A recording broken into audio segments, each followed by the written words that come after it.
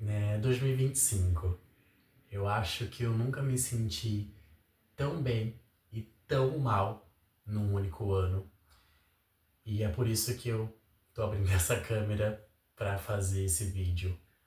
Não sei se vai ser postado, mas eu sinto que eu preciso falar as coisas que estão esmagando um pouquinho meu coração e os barquinhos aqui que estão navegando pelos meus pensamentos ultimamente. Bom, eu sou o João, as pessoas me chamam de Peck, pelo meu sobrenome Peclati. Eu tenho 22 anos, vou fazer 23 no mês que vem. Sim, sou escorpiano, por favor, não me matem. Sou escorpiano diferenciado, tem peixes aí no meio.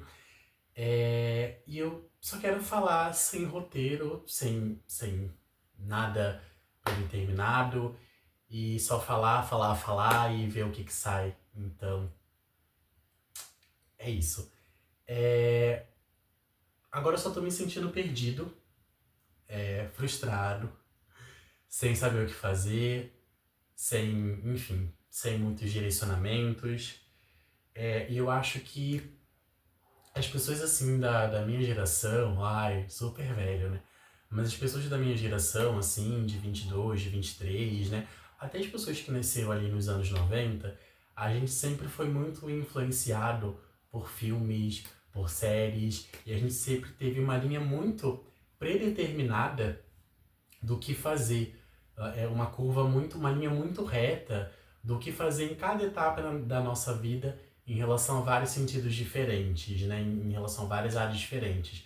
Então, por exemplo, em relação a trabalho, a gente sabe que o que é impregnado, o padrão da sociedade se faz o ensino fundamental, depois faz o ensino médio, sai do ensino médio, vai para a faculdade, que vão ser assim os melhores anos da sua vida, porque você vai estar estudando o que você gosta, você vai ter se encontrado, você vai ter encontrado a sua galera, e aí depois sai da faculdade, começa a trabalhar, se estabiliza, compra uma casa, compra um carro, e é isso. Em relação ao sentido amoroso, a gente sempre viu as princesas da Disney tendo um par romântico, nos filmes românticos sempre tendo um final feliz, viveram felizes para sempre. Então, a gente sempre ouvia que a gente tem que ter uma pessoa para se sentir completo. A sociedade estabelece que a gente tem que ter alguém do lado, tem que construir a vida com alguém, tem que casar, tem que ter filhos, tem que ter uma família, para que a gente se sinta completo de fato, para que a gente tenha atingido ali os objetivos de vida. Então essa é a linha, a linha reta, esse é o padrão, essa é a escadinha quando a gente fala no sentido romântico. E no sentido geral, é isso, o que a gente ouviu enquanto a gente crescia, o que a gente teve como padrão, o que a gente via nos filmes, via nas séries, ouvia nas músicas, e a gente é muito influenciado por isso até hoje, né? E aí por que eu tô falando que agora eu só me sinto perdido, só me sinto desorientado? Porque eu sou carioca, eu nasci no Rio, morei no Rio 19 anos da minha vida, praticamente. Só que eu me mudei para São Paulo ali no final de 2021, início de 2022, justamente para trabalhar, para estudar, enfim, para realmente construir a minha vida, logo depois que eu saí do ensino médio. Mas, desde quando eu entrei no ensino médio, que eu fiz o ensino médio técnico, eu sempre fui muito influenciado e eu sempre ouvi muito essas vozes do que a sociedade entendia como certo, do que talvez o meu núcleo familiar ali, o meu núcleo de pessoas próximas entendia como certo. E parando para refletir, parece que eu nunca de fato tive o controle de decidir o que eu quero para minha vida. Parece que as coisas que eu achava que eu decidia e que eu achava que eu escolhia, era na verdade somente uma máscara de mim achando que tinha controle sobre alguma coisa, enquanto eu só estava totalmente manipulado e sendo marionete de outras coisas e outras percepções, assim, desse mundo que a gente vive hoje. E aí muitas pessoas falam hoje das marionetes, que são pessoas influenciáveis, que são pessoas manipuláveis, que são pessoas sem opinião, mas acho que se a gente parar para analisar e parar para olhar um pouquinho, as marionetes elas são pessoas sensíveis, elas são pessoas emocionais, elas são pessoas gentis, elas são pessoas com potencial imenso, muito mais do que a gente imagina, mas a gente só enxerga ela de fato como um objeto. Então, só um off, tá? Então, é um pouco assim de como eu me sinto. E aí, bom, eu entrei no ensino médio para fazer um curso técnico de eletrônica, porque na época era o que era bem visto pelo mercado, era o que ia me dar uma profissão, era o que ia me dar dinheiro, era o que ia me dar uma estabilidade. Eu odiei o curso. Eu já sabia, desde muito pequeno, que eu sempre tive uma aptidão muito forte por psicologia, por áreas de artes, então teatro, dança, letras também ali, tipo, de criar poesias, criar leitura. Só que eu nunca consegui explorar isso, sabe? Eu nunca consegui levar isso pra frente, porque eram talentos e eram aptidões que não eram valorizadas, sabe? Porque o que era valorizado era você ser bom em matemática, era você ser bom em cálculo, era você saber programação. As pessoas que eram bom em sociologia, em filosofia, em artes, em comunicação, tipo, entendeu? Então, a vida me levou para fazer esse caminho de eletrônica, daí eu não gostei muito do curso, fora que eu fiz os 2 primeiros anos presencial, eu fiz no Cefet, os 2 últimos eu, infelizmente, veio a pandemia que a gente não estava esperando, teve lockdown, então assim, tirou uma boa parte da minha experiência do ensino médio. E em paralelo a isso, no ensino médio foi a época que eu estava me descobrindo enquanto um homem gay. Então, além de estar nesse mood que, eu preciso fazer alguma coisa, eu preciso entrar no mercado de trabalho, eu preciso ganhar dinheiro, eu preciso estabilizar minha vida, já com 17 anos de idade, muito novo, cara, 17 anos de idade é uma cobrança imensa para você saber o que, que você quer com 17 anos de idade, que eu de fato não entendo. Enfim, já com essa idade, com essa pressão toda na cabeça, eu ainda estava me descobrindo e montando a minha autoestima como pessoa. Porque eu nunca fui uma pessoa no meu ensino fundamental, no meu ensino médio, muito extrovertida, que, por exemplo, sabia chegar nos menininhos, sabia chegar nos caras, que tinha muito ficante, que tinha muitos ficantes, que era muito por lá na escola. Então, para mim, sempre foi uma dificuldade muito grande. Então, acabou atrapalhando a minha personalidade na época, acabou atrapalhando um pouco esse meu processo de autoconhecimento, e daí tinha questão também de aceitação entre a família, porque até então não tinha ninguém na minha família que era assumidamente LGBT, então era uma coisa nova para todo mundo. Então, assim, foi um período muito difícil. Eu lembro que teve um episódio que me marcou até hoje, muito engraçado, que tinha um menino, que ele era negro, tá? Um off, ponto importante, um off, ele era negro, e eu achava ele muito bonito, muito simpático, eu queria muito ficar com ele. E aí tinha uma amiga, que era minha amiga e era amiga dele, e eu cheguei pra ele e falei, cara, sabe aquele menino então, tô de olho nele, será que você poderia, dar o meu de cupido e tal? E ela foi falar com ele, e ele falou uma coisa que me causou muito trauma, assim. Que, ele é até bonitinho, mas eu não fico com homens negros. E aquilo dali causou um impacto na minha autoestima imenso, porque eu tava num processo de descoberta. Ele até então era uma das primeiras pessoas que eu tive coragem para fazer esse movimento, mesmo que eu não tenha ido de fato lá falar com ele e tenha pedido para uma outra pessoa, eu tive coragem de realmente pá.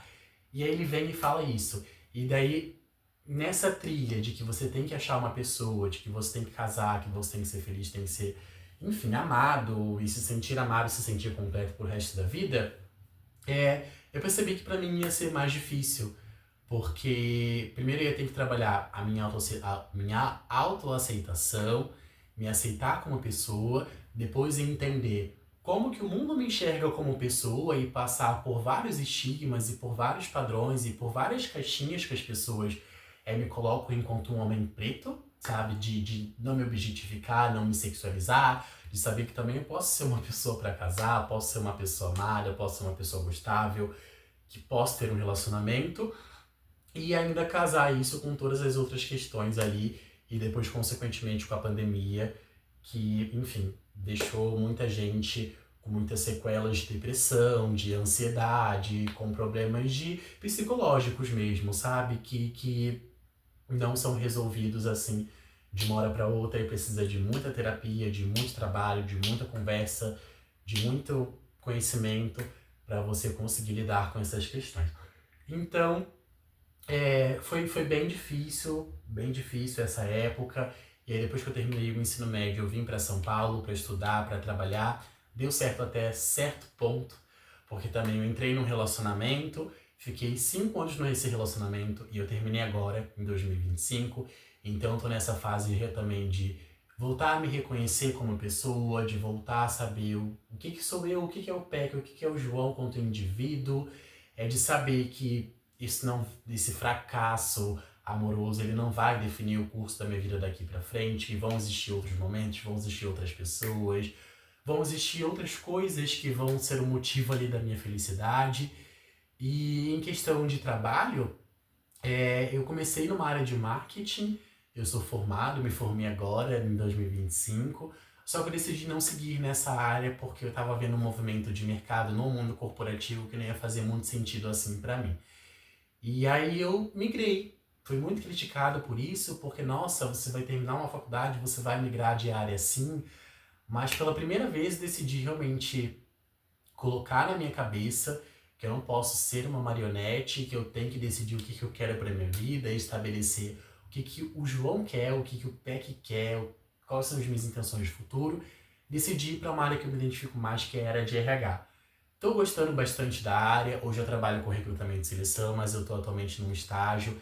Então, por exemplo, eu não sei como vai ser o ano que vem, se eu ainda vou ter o estágio, se eu vou conseguir me manter em São Paulo, que é uma cidade cara e que tem oportunidade de trabalho, mais do que no Rio, por exemplo. Mas é muito concorrido porque muita gente vem para cá, o mercado ele tá bem, bem difícil, assim, como todo mundo deve ver, deve saber. Então, assim, eu não sei como vai ser as coisas, como vão ser as coisas daqui pra frente, se eu ainda vou ter um estágio, se eu vou conseguir me manter por São Paulo, se eu vou ter que voltar pra minha cidade natal.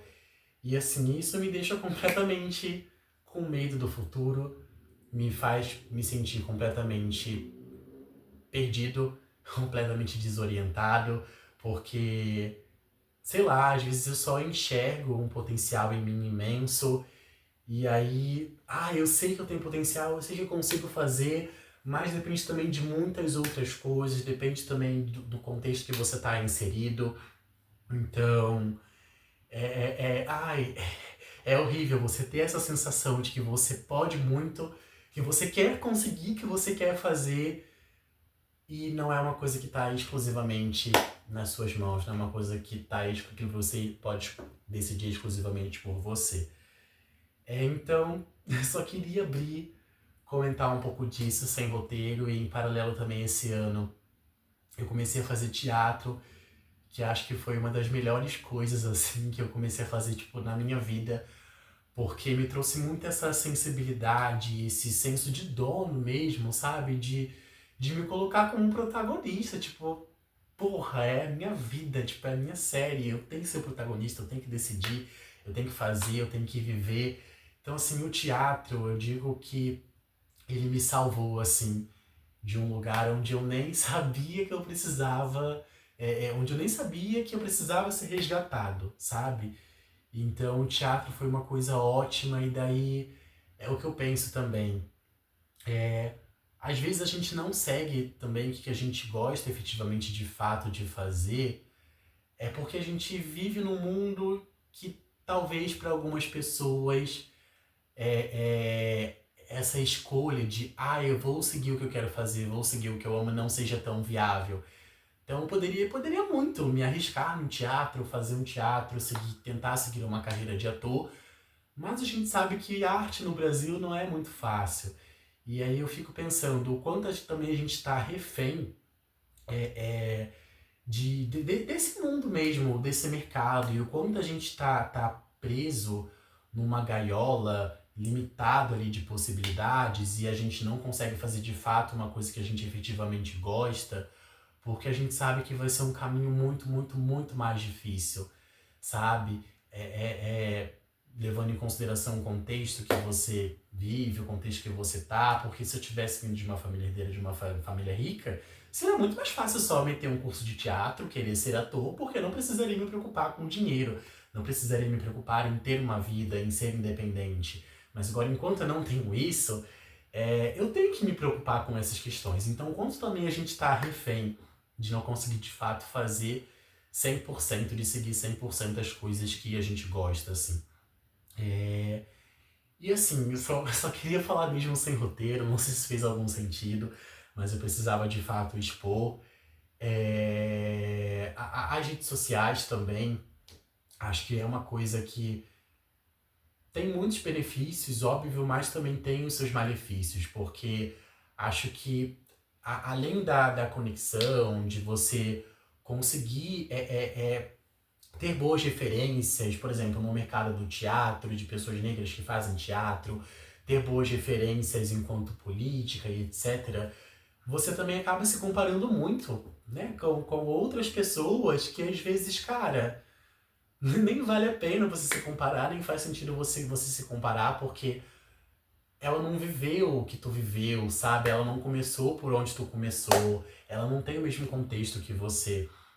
Então acho que as redes sociais também, elas vieram para atrapalhar um pouquinho nessa questão de comparação, e daí talvez faça com que muitas pessoas além de mim se sintam completamente perdidas, desorientadas, se comparando com os outros que já têm uma vida estabilizada, não necessariamente é, é, começaram do mesmo ponto de partida que você.